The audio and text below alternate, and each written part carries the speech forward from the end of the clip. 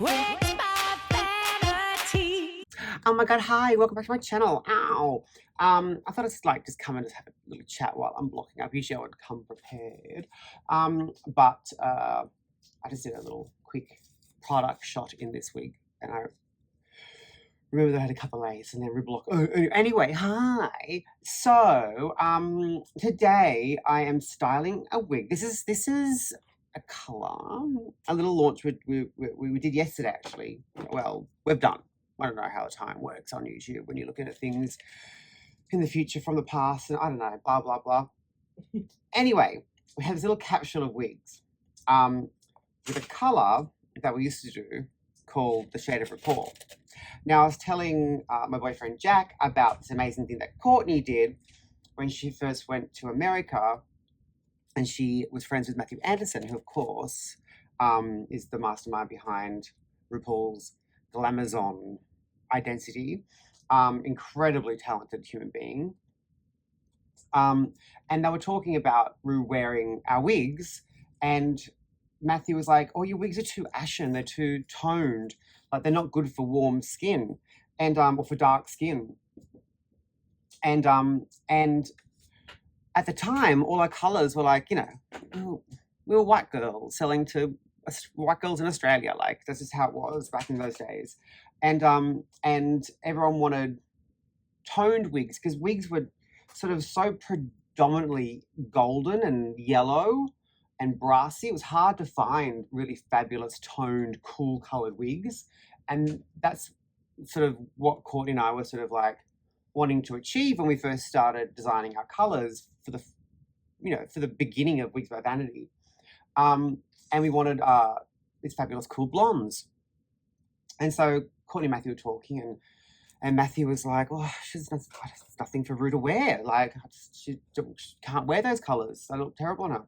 So, well, I don't know if it's terrible, but you know what I mean. He preferred warm colors. Anyway, so long story short, Courtney was like, "Well, why don't we just make her some colors? Do you want to we'll just make colors for her." So Matthew cut a little snippet out of two of RuPaul's wigs, ones that he couldn't find new versions of. They obviously didn't make them or they weren't available, and obviously her wigs were like, wigs that had custom fronts put on them. Like this is wigs that she had in the 90s, you know what I mean? And anyway, so we got two little snips of RuPaul's actual wigs. We got this one and another more brassy golden color, more on the copper, almost copper, very brassy. Anyway, so we sent them to our factory in China, and we got them to match the fibers, and we made wigs for Matthew for RuPaul, based on RuPaul's actual wigs, which this is one of them. So Matthew and Courtney come up with the name The Shade of Rupaul for this one, and the other one was called Glamazon.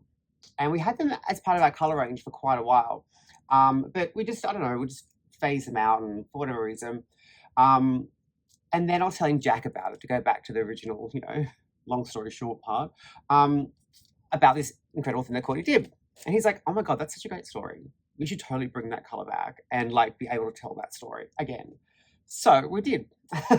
So we've just launched a very small capsule, very small. And I'm glad it's small because I'm also a little bit sort of scared for legality. And the fact that we have a wig named The Shade of Rupaul, using her name that's actually from one of her wigs. Anyway, we don't know how that's going to work. Don't sue us. Please don't sue us. We're too small to sue. But the capsule is so small. It's literally 40 wigs. That's it. That's all we've done. Just for those people who kind of want that little piece of drag history magic, you know what I mean? So hopefully it's not suable. Anyway, let me finish this and I'll get back to you. Okay, that's done. Now, let me give you a little rundown on what we're actually doing. So we do these shoots once a month. This camera is a little bit crooked. Oh well, never mind. I'm using the cheapest stand you could ever possibly imagine. I think I bought it for like $5 on the internet. Anyway, we've been doing these shoots once a month to like just for publicity, just for fun, just for the glamour. You know, just to get some gorgeous photos of me in the wigs before I get too old. And so once a month we do these photo shoots, and we decided that we'll do the Shade of Rupaul for this month's photo shoot because we kind of decided that it was a really cool like 1960s color, you know, like that you know, that just that really bottle blonde, you know, like no, that's not right. Oh, anyway, I'll edit that somehow. We decided to do it 60s, 1960s. So, because we want like to have a concept, you know, a little concept. So this is the first photo shoot that we've done that we've had, like we've thought in advance, and we've made something special. Everything else we just like pulled from my wardrobe. So we have, let me pick you up. So we found this fabric. I made this dress. Which is just like absolutely perfect. We got it from Spotlight. I mean, look how incredible it is. That's like crazy. And we've got little Nikita over here. Hi. Covering a pair of shoes, an old pair of shoes that were like these pink satin shoes that I had that were really, they would never be able to be worn the way they were. So we're covering them in the same fabric. Very Trixie Mattel. Look at that. Oh yes. That's cute. And we've got like a few little like props, Easter props, because it's Easter. It's Easter. So the concept's Easter. It's Easter. My least favorite holiday. Very triggered by the whole religious thing, but that's okay. That's another video. And the references that we got. Oh, let me just do a little tidying up. So I pulled a whole bunch of references from Google. And I found this picture of the hair, which is, I kind of had an idea of what I wanted, and I couldn't find the exact picture, but this is as close as we could find. I think it's up now. The magic of iMovie. So I'm going to use a trusty old Shark air wrap. Shark, the shark thing. Not sponsored, I can say whatever I want, but I do love it and I use it all the time. So I'm using this, and it's going to be like just put up really quite simple. So there's not much for me to really show you, but I wanted to, you know, still show you. And then the fun thing is that we're getting in drag tomorrow to the photo shoot, which is like in the past, and you know, blah blah blah. And so I can show you in this video, in the end of it, me in full drag in the actual look with the wig. So I'm just gonna like do the wig. I'm gonna put it on fast motion because you don't need to watch it all. There's like, it's very self-explanatory. Oh, I do have these really cute things. Hold on. We've got like cute daisies. So I want to put daisies in there, which is really cute. What's that woman's name who had the flowers in her hair? Sharon Tate. Yeah, like Sharon Tate's wedding photos that she had all these fabulous daisies in her hair. Okay, so yeah, let me just start styling, and we'll see how long it is, how much I have to do a voiceover. I probably could have said all that stuff in the voiceover, but anyway, here we are. So I'm starting with my little half up, half down. I'm just sectioning the top out, really just the top cap. So where the wefts meet the top. And the great thing about our wigs is that there is so much permatease and so much hair in them and so much fullness that you don't even need a back comb. Like, I've got all that fullness without back combing. But you can see here I've got Nikita help me pull a ponytail, so which just makes life so much easier. I learned that technique on a film working on the motion pictures. Just it's easier. And now I've got my Shark Flex Styler, which is, I forgot the name before, but it's the Shark Flex style. It is, just in case you're watching Shark. I'm still waiting for that diffuser. As I said, as you were here, I had to have a little bit of trouble. The layers did give me a bit of grief, so I didn't film all of this. I kind of cut it out at some point. It's the same thing. You don't need to see all of it, but it actually works well. It's better than having to do a full set on the hair and put rollers in it and steam it, because I just want to isolate that curl, and the Flex style does that perfectly. Okay, I've done a little ponytail. It actually was a bit challenging, to be honest. just because there's so many layers, you know what I mean? But I got there. So what I want to do now is I want to brush it through, put powder in it, and create like a bit of a subtle barrel curl bun, if that makes sense. Okay. Okay, well, I am not too proud to admit that I went about this all wrong.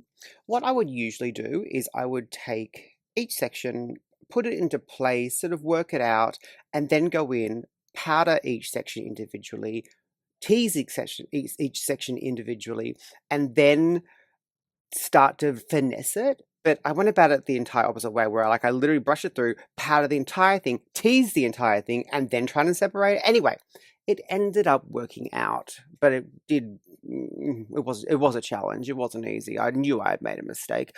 But anyway, I have this thing about barrel curls that they just should be the most sleek, perfect, smooth seashells. Roller coasters and seashells.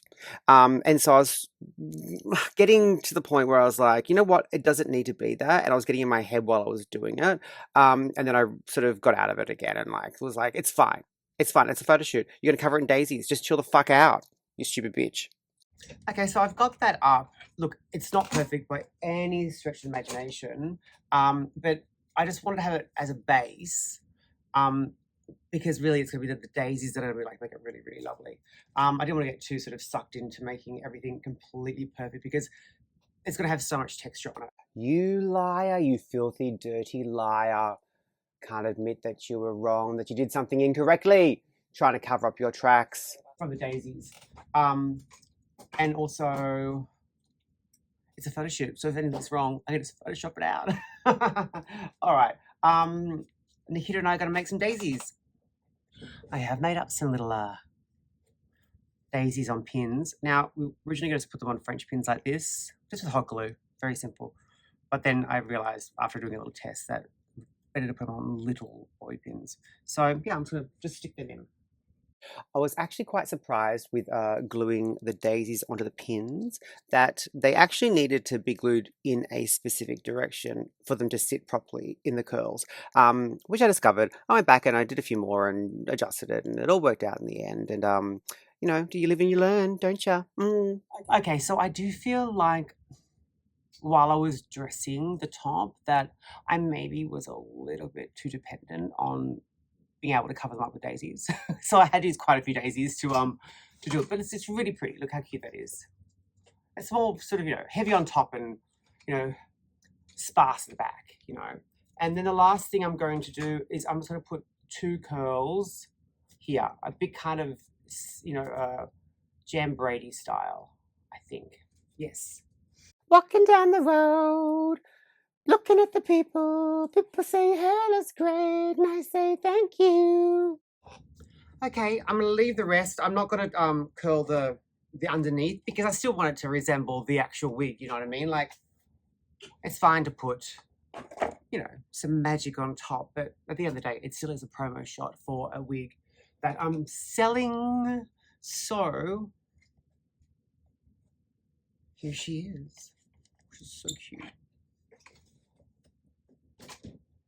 Oh, look at that. No. All right, so I'll see you tomorrow and I'll be in full gala, full dressing. All right, bye. Oh, you can stay in short if you'd like. Just stand there the whole time. This is Jack. Well, it's photo shoot day. Come up here. Come on. Hey, little bit. And this is the first time that I'm doing my makeup in the new drag studio, which is not complete yet, but it is, you know, we've got what we need here. We've got a lot more to do, but, you know, it's fine. So, it's very exciting. Got my dragon here, you know, my makeup mirror is set up. I'm going to be here because the lighting everywhere else is dreadful, and it's not very glamorous back there. We'll have to do something if we're going to be doing more of this. But anyway, for now, it's fine. So I'm going to do a little time-lapse video of my makeup. Look at that. That's a small, better angle. Oh, no, that's got to stay there. Like there. Is that good? Yeah, I think so. Yeah, a little time lapse. How about that? Ooh. Okay, so I think I cut this down or sped it up to make it a 2-minute little clip of a time lapse. It took me a long time. Like I spent a good chunk, maybe like 2 hours. I gave myself plenty of time. I was in a new space, and yes, I've done my makeup in a billion spaces in my career. But you know, I just didn't want to be rushed or have any pressure. So as I said, I just took my time. I've done this makeup like like so many times before. This 60s makeup. But it's been a while since I've done it, and also I really just wanted to get it right. And the angles are so specific, like everything goes down, and that's sort of like the opposite of what we want to do. And so when I'm doing a character makeup, it's just best not to stress. And anyway, so I was, you can see the left and the lights off here because I realized I couldn't see myself properly. There was too much overhead fluorescent lighting going on. So I sort of went back and forth with the lighting. But like, I got there, and it's such a pretty makeup. It's considering that we all want everything to go up and to be lifted. This doe-eyed is just so pretty and so feminine and soft and girly, and it's just lovely. It takes us a minute to get used to because we're so used to our eyes going up. But anyway, I don't really know what to talk about. I've got a few minutes left, or a few seconds left, and walking down the road, looking at the people saying hi. Oh, I just tried to vape. Oops, I forgot to cut that out. Oh, well, never mind. I'm not vaping again. I'm just having I'm just having a moment. I'll never be free of nicotine addiction. My lips are really hard to get right. I wanted that really pale, like nude lip, but it had to be lined, of course, because I'm a drag queen and I'm a man. But it took me a long time to get the lips right. I went back and forward, and even still, they weren't quite right. But once we did the saturation on the treatment, oh, I'm almost finished. I'm almost finished. Okay, bye. Get to the fun part now.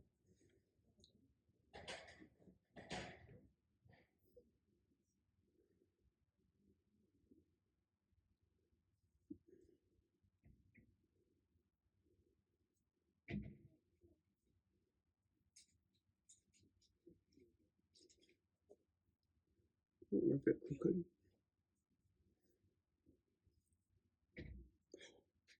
Oh, she's adorable.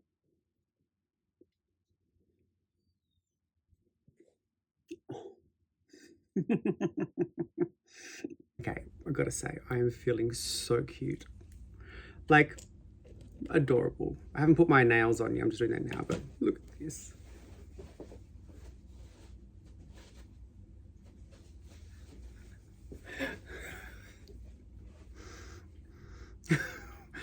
Oh, the oldest 16-year-old you've ever seen. Okay, and now we're at the shoot. And I've got to say that I absolutely love modeling.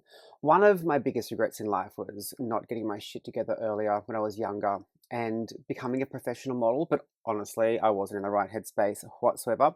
But anyway, I did lots of research, and because I like to, it's a character. So it's not just my standard modeling. I could have done it on my pretty face, my normal modeling, but I really wanted to capture the vibe of the 60s and of that era. So I think we've done that. And these are the photos, and I just love them. After we did the treatments on them, they came out so beautifully. I adjusted the saturation. I brought that down, and then I added a little bit of yellow, a little bit of green, and added a film grain just to give it that really authentic look. I wanted it to be authentic. I wanted it to look like it came from the pages of a Vogue magazine in 1967, and I think we got there. Okay, that's my video. I love you. Bye. Wigs by vanity. This is my wigs. I don't wear hair.